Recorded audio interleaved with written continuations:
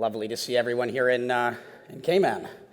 So I want to talk to you a little bit about consciousness in communities. Lots of sort of money being made here. I'm going to skip through some of the early stuff, and since we're short on time, hopefully everyone read that. Good. I'm going to touch on this briefly. So my background was in making markets in online games, virtual worlds like World of Warcraft and Second Life. I started doing that back in the late 90s. So I've been in the digital currency space for nearly 20 years.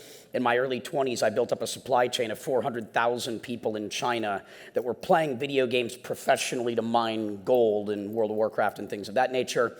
And it's relevant to this industry because you're seeing what South Korea is the largest market in the world. Why? Gamers. And so let's talk a little bit on background.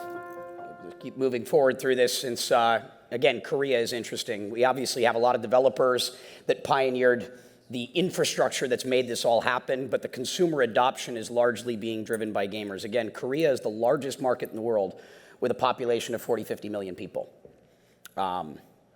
It'll tell you why they all play games anyway. Forking, it's worth talking about. Obviously, last year, a lot of Bitcoin forking. I'd predict that we'll probably see that with Ethereum and other things, and forking is good. You know, forking is evolution, it's natural. You know, sometimes it's contentious, sometimes it's not. But all of it's good. This is what keeps things progressing. It's a global phenomenon. Businesses are being built all over the world, and why this is matters and what's different is historically, if you were an entrepreneur born or not living somewhere on the west coast of the United States, the likelihood of you being able to build a business and having an impact in the world was very low. You know, that's where capital formation occurred, was primarily on the west coast of the United States.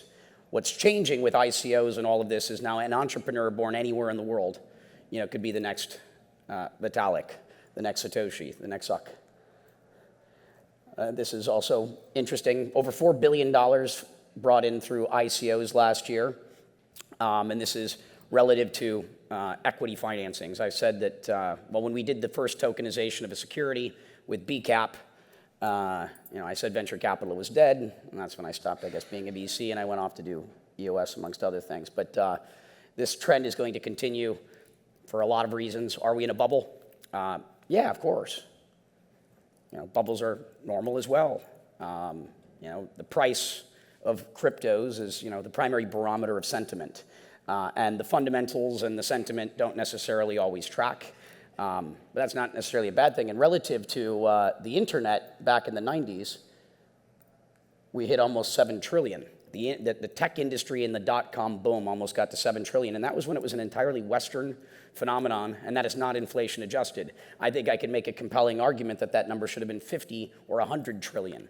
And when you start thinking about the fact that the blockchain is probably going to have an impact substantially larger, maybe 10 times larger than the internet has on the world around us, you know, the question is, you know, short term, yes, of course, we're going to be experiencing highs and lows, and there could be big corrections. Long term, you know, there's a ton of potential here. My wife, Crystal, spoke briefly about this, but I like talking about it.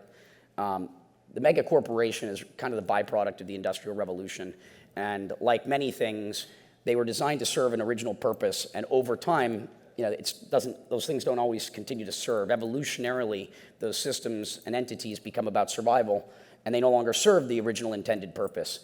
The corporation is kind of one of these, and it's the idea that you have 3 constituents in a corporation. You've got the customer, the employee, and the shareholder, and there's a complete misalignment of interests. If you're the customer, you just want a good product and service, you know, at a reasonable rate, hopefully.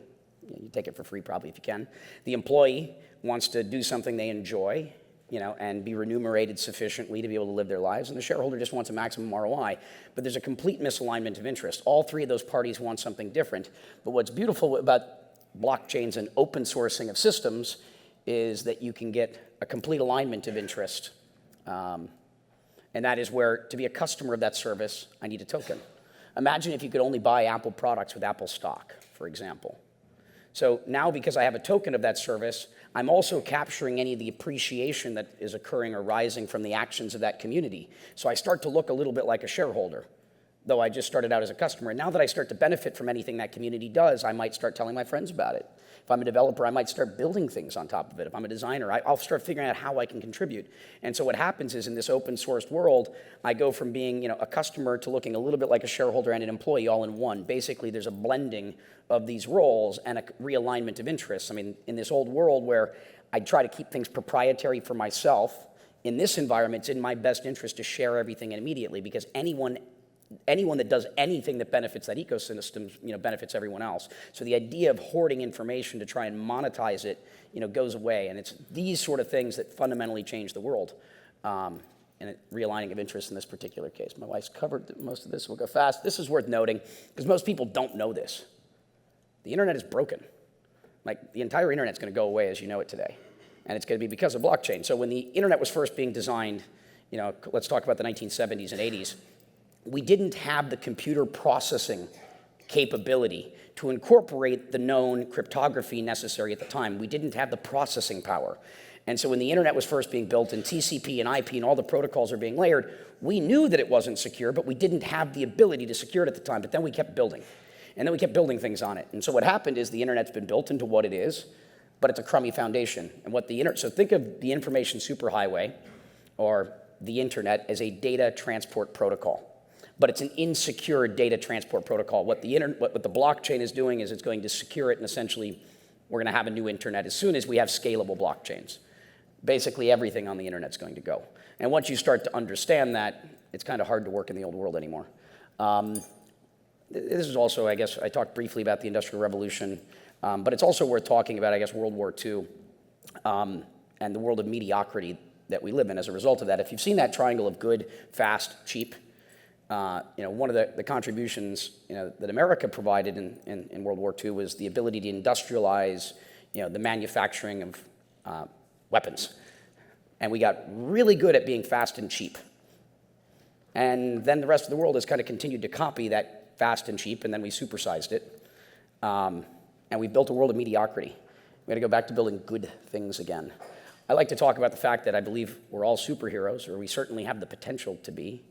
When you go superhero, all I mean is, what are you good at? What are your skills? What are those things that you've uniquely refined over the course of your life that makes you unique? I think we all have the potential to be superheroes, and we've got many superpowers.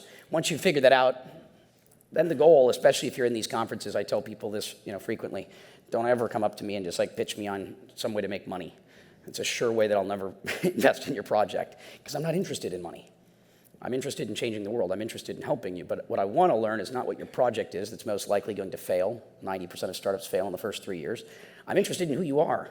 Like, if you don't know, how to engage someone in a conversation, starting out with what your superpower is a great place to begin. Tell me what you're good at, what skills you have, not what you do. Tell me what you're good at. Tell me how you're going to use those skills to make the world a better place. And then we can talk about your project. Because if I believe in you as an individual, I'm going to back you through the next 2 or 3 deals, because it might not be the first one that matters, right?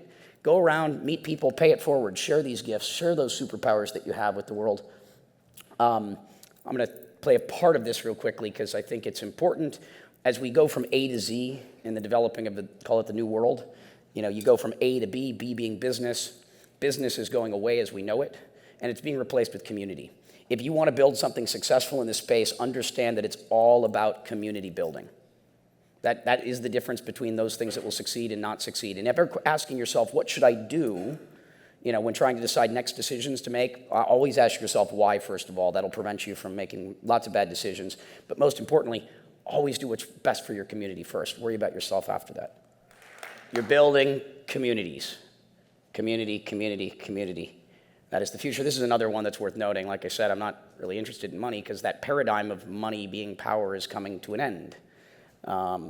It's being replaced by technology as power. Consciousness is power. Community is power.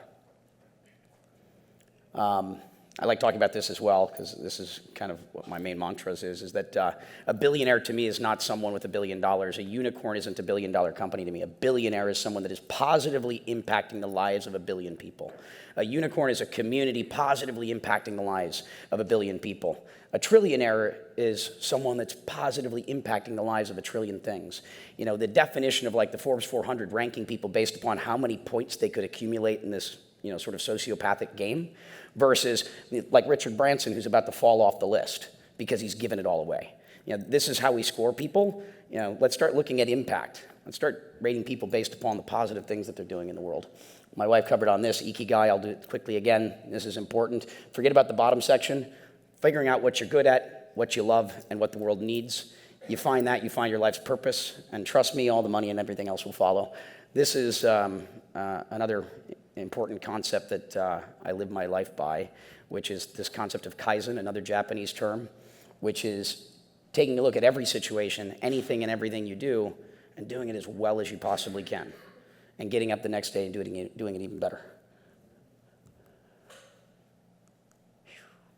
And this is this idea of going from a world of me and turning it into a world of we.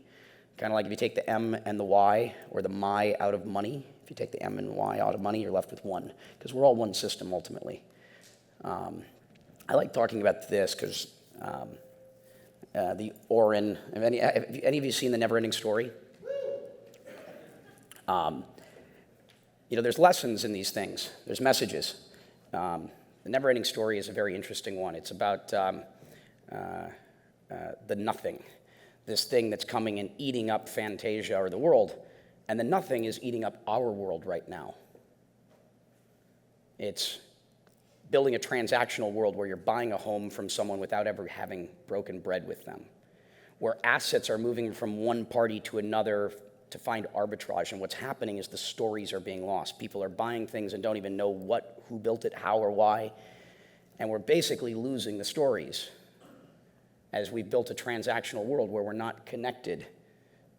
And it's worth noting, for those of you that follow EOS, the chestahedron is interesting. The decatria is one that you'll hopefully be seeing more of, but those two combined equal the circumference of the Earth, and coincidentally fit together perfectly.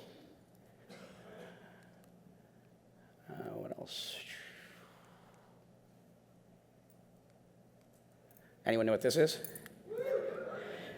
So I'm about to wrap up here, but I'll touch on this because Burning Man to me is where the beginning of sort of the decentralization culture emerged. Blockchain is the technology, and Burning Man isn't perfect. Obviously, not everything about Burning Man you're going to agree with, but as a general sort of ideology, Burning Man represents culturally, I think, best what this is. And here's a little video just to show you more about it. Yeah, dream. Let's make some magic. If you find me later, I carry around white gold playing cards that have $100 bills on the back. I actually have two of them, I think, here on my hat. I was a professional magician as a kid from ages 5 to 13, so I'm incorporating magic into my repertoire again, and specifically money as a metaphor being the illusion that it is. Love. The chestahedron, which is the EOS logo, is the sacred geometry of the heart. And if you take Earth, and you take that H, the last H, and you flip it to the beginning, you get heart. Everything is possible. The only limitation in life, the only thing that's preventing you from accomplishing anything and everything you want, is it's all blue sky above you. The only limitations that exist are the ones you impose on yourself. This was from my wedding at Burning Man. You got to see my wife Crystal talk earlier today. It's an all unicorn wedding. We get married every year, though, so that was 2 weddings ago now. There she is. And I think I'm going to touch on one last thing. I want to talk about this real quickly, because for any of you that know me well, you probably know that I moved to Puerto Rico. And I'm in Puerto Rico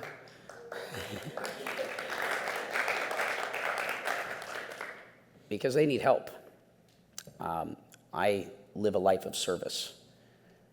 I'm here and solely here to help.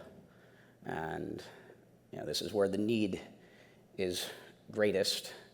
A lot of people would be like, why Puerto Rico? Well, you have to go back to Christopher Columbus and understand, in 1492 that he hit the Bahamas and then Puerto Rico and then eventually here.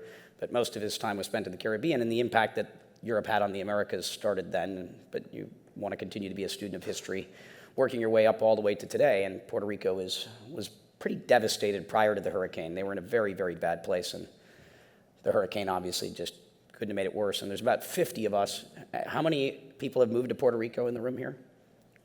So we've got 5 or 6, of the top entrepreneurs in this space in this room that have already moved to Puerto Rico. Another 50 of my friends have come, and there's 500 more on the way, the most talented entrepreneurs on earth.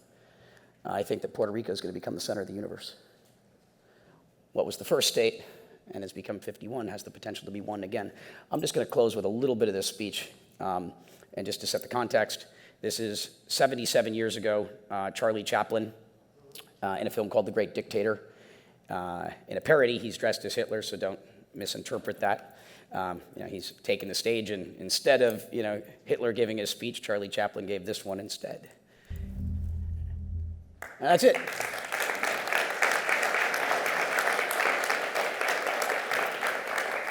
And if you don't talk to me here later, you can always talk to my AI that my wife made for me at Block.ai. Thank you again for coming. Appreciate all of you here. Thank you.